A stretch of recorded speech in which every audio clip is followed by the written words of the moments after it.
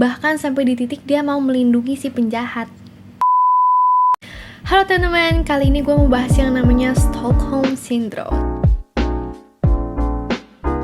Disclaimer dulu, video ini bukan untuk menjelekkan ataupun menyinggung orang yang memiliki sindrom ini, melainkan untuk kita yang belum tahu jadi lebih tahu dan bisa meresponinya dengan lebih baik. Tapi sebenarnya sindrom itu apa sih?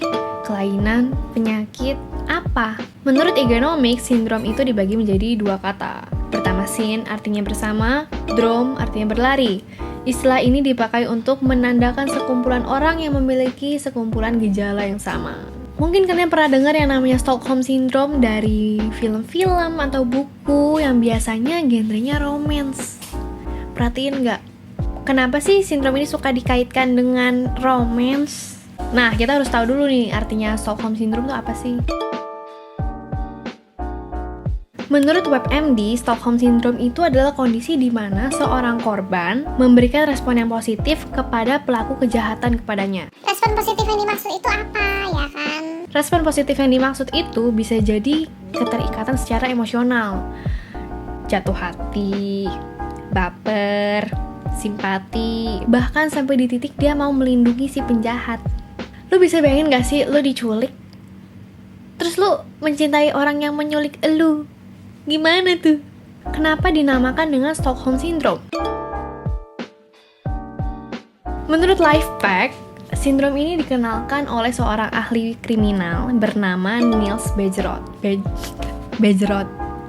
setelah kejadian penyanderaan di tahun 1973. Menurut histori, pada tanggal 23 Agustus 1973 ada perampokan bank kredit banken di Stockholm, Swedia. Di sana ada 4 pekerja yang ditahan selama 6 hari di dalam brankas di bank itu.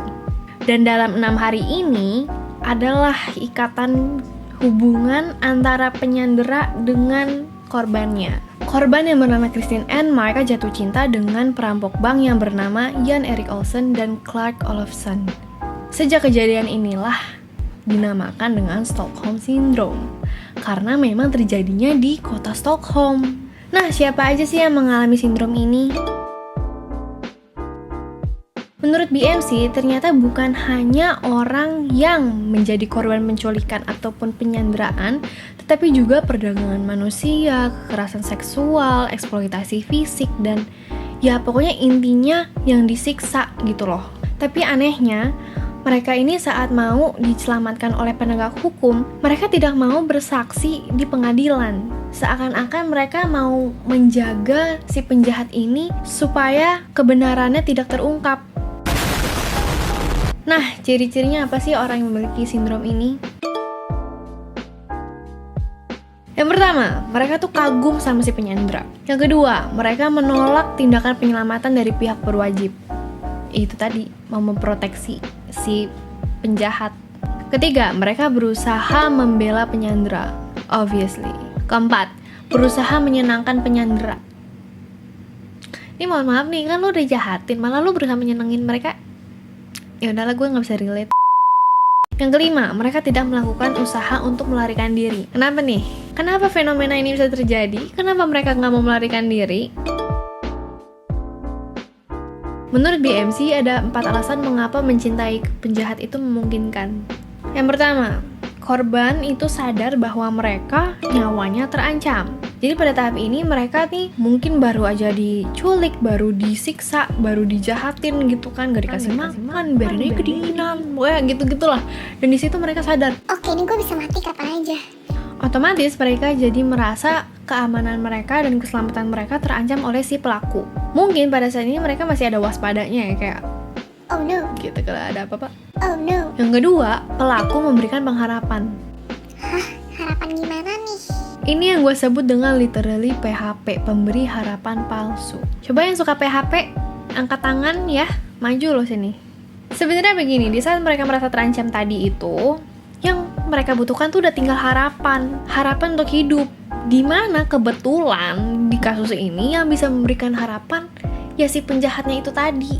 Bisa ya kasih makan, kasih minum, obatin lukanya. Pokoknya segala perbuatan baik tuh dianggapnya jadi kayak harapan tuh dia hidup lagi gitu sih. Sekali dibaikin aja baper. Dimana sebenarnya tujuan perbuatan baik mereka tuh juga nggak jelas apa. Bisa aja untuk menjaga mereka jadi ancaman bagi keluarga si korban gitu loh. Bisa aja untuk Ya apalah, nggak tahu kan, gue bukan penjahat.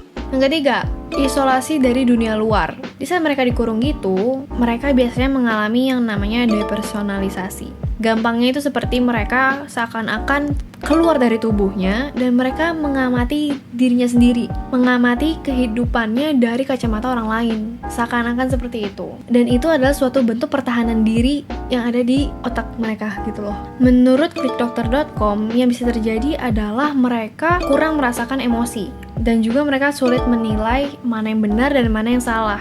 Jadi apapun yang penjahat itu lakukan kepada mereka, dianggapnya oke lah, cukup oke gitu. Padahal kan kejahatan. Yang keempat, ketidakberdayaan untuk lari. Jadi pada ujungnya mereka tuh bakal capek juga untuk berlari dan mencari jalan keluar. Dan dengan dia kehabisan cara untuk keluar ini, harapannya jadi menurun ya kan, harapannya juga menipis. Jadi mereka tuh jatuhnya udah kayak pasrah gitu loh. Bukan pasrah, mereka lebih ke arah move on dan menerima situasi yang sedang mereka alami. Jadi mereka kayak menerima aja lah bahwa Oh ya, inilah realita yang harus gue jalani sekarang. kayak gitu. Karena itu mereka nggak berusaha kabur dari situasinya. Karena mereka sudah berdamai dengan situasi itu. Kalau di video sebelum-sebelumnya gue bahas soal tidak move on, bisa diklik di sini. Menurut gue ini justru move on di waktu yang tidak tepat begitu ya. Ini Gimana nih? nah, solusinya apa sih yang bisa kita kasih? Sayangnya tidak bisa. Sayangnya ini bukan sesuatu yang bukan seorang ahli bisa hadapi. Jadi kalau dari yang kejadian perampokan bank tadi, itu mereka dibawa ke psikiater dan diobati di sana gitu loh. Jadi gue rasa memang harus seorang ahli yang menghadapi masalah ini. Jadi intinya apa sih dari segala bacotan gue sepanjang ini? Menurut gue bagian paling krusialnya itu adalah di mana mereka mulai tidak sadar yang mana yang benar, yang mana yang salah. Standar moralnya tuh udah abu-abu buat mereka tuh udah burem garis yang mana yang baik, yang mana yang jahat, yang mana benar, yang mana salah gitu loh. Dimana menurut gue itulah titik permasalahannya itu tuh terjadi, itu tuh akarnya. Kalau mereka tahu aja yang mana yang benar, yang mana yang salah, pasti mereka tidak akan menormalisasikan hal-hal yang tidak normal kayak gitu. Gak cuma soal penyanderaan dan penculikan, nyatanya kejadian-kejadian seperti ini di mana kita bingung yang mana yang benar, yang mana yang salah, itu tuh juga terjadi di kehidupan kita sehari-hari. Mau itu dari hubungan kita dengan teman, keluarga, atau pasangan ya. Kita udah mulai terlalu nyaman dengan ketidaknormalan itu gitu loh. Jadi kalau bisa keluar, Cepetan keluar nih, Bun. Oke, segitu aja bahasan gue mengenai Stockholm Syndrome. Semoga kalian bisa menerima hal-hal baru. Correct me if I'm wrong, dan komen di bawah kalau punya pertanyaan. Silakan di like, comment, and subscribe. Dadah!